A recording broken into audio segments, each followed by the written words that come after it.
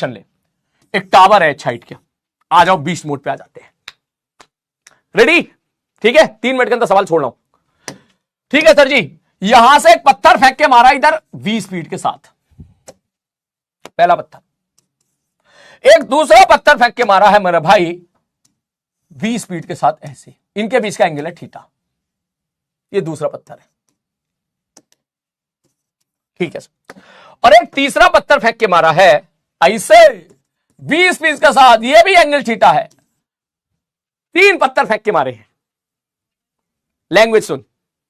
3 particles are thrown from a top of a tower of height h as shown in diagram। मन का ठीक है भाई साहब। such that the distance between, आप समझना मैं क्या कहना चाह रहा हूं। the rate of, ठीक है, change of distance between first and second are v। दो पार्टिकल के बीच का जो गैप चेंज हो रहा है वो इसी v स्पीड के साथ चेंज हो रहा है।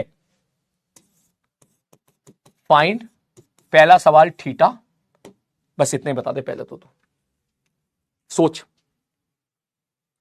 डरना मत, बिल्कुल मत डरना, बिल्कुल मत डरना,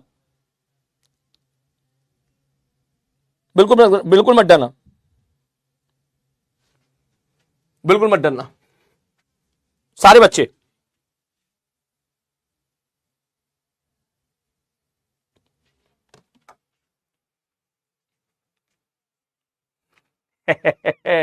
या इसको देसी भाषा में ऐसे समझ ले, कि जो पहले और दूसरे के बीच की डिस्टेंस है, के बीच की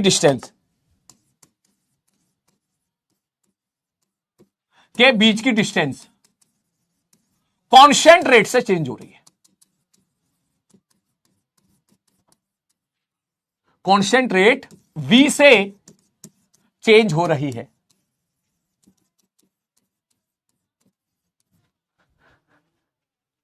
(45 डिग्री गलत, 60 डिग्री आ रहा है। शानदार यार, ये कौन बच्चे हैं भाई,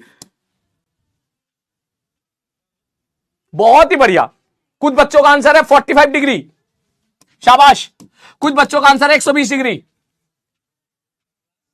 बहुत बढ़िया। शुरू करते हैं। तो 45 डिग्री वालों, ये गलत है। ठीक है सर जी। 120 डिग्री वालों, ये भी गलत है। और 60 डिग्री वालों, ये भी सही है। 60 degree is the correct answer. भाई साहब मुझे यकीन नहीं हो रहा इस बहस से ये आंसर कितने बच्चों ने दे दिया भाई। 60 डिग्री भाई साहब, अबे कैसे, मैं नहीं मानता। मैं ये तो मान सकता हूं कि तूने चीटिंग बिल्कुल नहीं करी होगी, क्योंकि मैंने लैंग्वेज नहीं दी, आपने दिमाग लगा आपने आंसर दिया इस चीज का। ठीक है, मैं तो समझ गया कि आपने बिल्कुल सही किया, लेकिन मेरे को तू रीजन बता दे एक बार भाई साहब। तूने अगर रीजन बता दिया ना तो मैं खुश हो जाऊंगा भाई। तूने कैसे 60 डिग्री आंसर दिया, मैं सीरियसली बता रहा हूं। मैं ये एडवांस लेवल का सवाल है। ये आप किसी एडवांस के बैच में जाके बच्चों से पूछोगे तो शायद वो भी, उनको भी बहुत फाइट माननी पड़े। ठीक, कैसे कर दिया तूने, मुझे बता दे बस तू।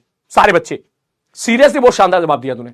बोलो सारे बच्चे कैसे आंसर दिया, जल्दी कैसे आंसर दिया। वेक्टर लगा के, बिल्कुल सही, वेक्टर सब्सट्रैक्शन। अरे यार शानदार बात यार, ये कौन बच्चा था भाई, वेक्टर सब्सट्रैक्शन। भाई कोई चैटिंग दिखा दो यार, सीरियसली यार, सीरियसली ये सब सोच लिया तूने इसमें।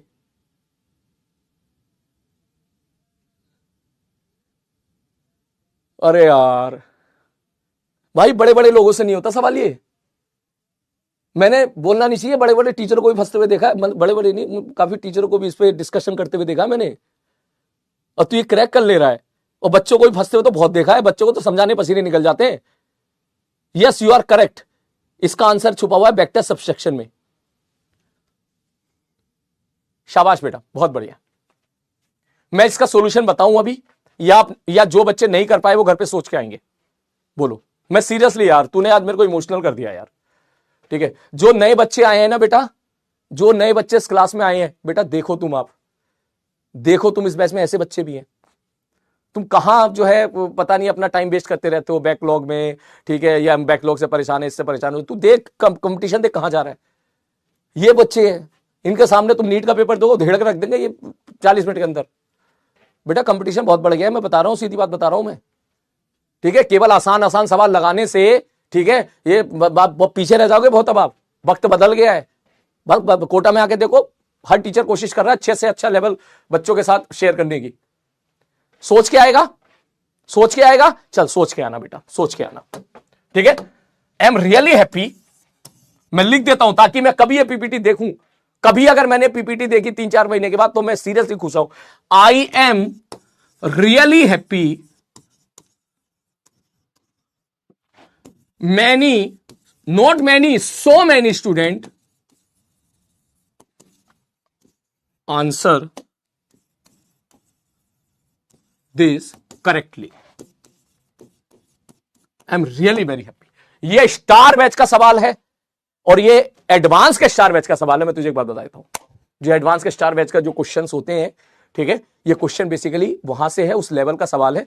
तो आप नीट के स्टार बैच के सवाल नहीं कर पा रहे हो, आप एडवांस के स्टार बैच के सवाल फोड़ ले रहे हो आप, ठीक है। आप बहुत अच्छा जा रहे हो और ये सब हुआ है क्योंकि आपने ये उन्हीं बच्चों ने जवाब दिया है जिन बच्चों ने सारी क्लास अटेंड करी है, सारी क्लास अटेंड करी। शानदार बेटा, जबरदस्त, सल्यूट है तुम्हें, ठीक है। बाकी बच्चे भी सोचे, कोई बात नहीं, कोई बच्चा नहीं सोच पाया, इट्स ओके, कोई बात नहीं। मैं कल इसको एक्सप्लेन करूंगा डिटेल में, इसको एज ए चैलेंज की तरह लें, ठीक है, चैलेंज की तरह लें। मैं इसको कल डिस्कस करूंगा और कल इसके बारे में और आगे बढ़ेंगे। ये नहीं केवल इतना ही, और भी करेंगे इसके बारे में, सवाल और भी करेंगे, ठीक है। हम ये भी निकालेंगे कि इन दोनों के बीच का rate of change of distance क्या होगा। हम ये भी निकालेंगे कि पहले का और तीसरे का rate of change of distance कितना होगा। ये ले, जिन बच्चों ने आंसर लिख लिया है वो यहां पे सेकंड पार्ट होमवर्क ले जाएं कि find rate of change of distance between 1 and 3।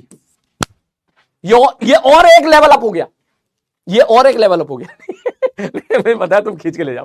खैर आपको काफी कुछ सीखने के लिए मिलेगा बेटा। चलो आज की क्लास यहीं पे रखता हूं मैं, ठीक है। आई होप आपको न्यूटन लॉ ऑफ मोशन मजा आया होगा बेटा। जितने बच्चों को मजा आया है, न्यूटन लॉ ऑफ मोशन की पूरी प्लॉटिंग हमने कर ली है, समेट लिया है हर जगह से उसको। कल से हम न्यूमेरिकल की तरफ चलेंगे और अच्छे वहां भी न्यूटन लॉ ऑफ मोशन के भी अच्छे लेवल के सवाल करेंगे, वहां भी ऐसे लेवल पर जाएंगे। और तुम बहुत अच्छा कर रहा है, सीरियसली आज तूने मेरे को इमोशनल कर दिया है कि मुझे लग रहा था कि ये सब मुझे बहुत समझाना पड़ेगा, तू आंसर नहीं दे पाएगा, लेकिन तुम लोगों ने आंसर दिया। जब तुमने 60 डिग्री आंसर लिया तो मुझे लगा कि शायद आप लोगों ने जो है, अब मैं ये गूगल पे तो आप नहीं सर्च कर पाओगे क्योंकि लैंग्वेज तो लिखी नहीं है मैंने यहां पर, ठीक है, तो वो तो भूल जाओ आप। तो मुझे लगा शायद आप लोगों ने ऐसी तुक्का मारा है तो जो है, लेकिन जब आपने ये जवाब दिया कि वेक्टर सब्सट्रैक्शन से आंसर आया तो that is a correct answer, क्योंकि इसका सॉल्यूशन वेक्टर सब्सट्रैक्शन से ही आएगा, ठीक है। तो मैं समझ गया जब आपने पूछा, इसका मतलब बिल्कुल शानदार कर रहे हो। ऐसे पढ़ते रहो, इसी कंटेंट के साथ टिके रहो, जुड़े रहो। नीट का पेपर तुम्हें बहुत हलवा लगेगा, तू देख लेना 2026 का पेपर जो नीट का आने वाला है, जो सारी दुनिया जिन सवालों को टफ बोलेगी वो सवाल भी तू फोड़ के आएगा, तो देख लेना।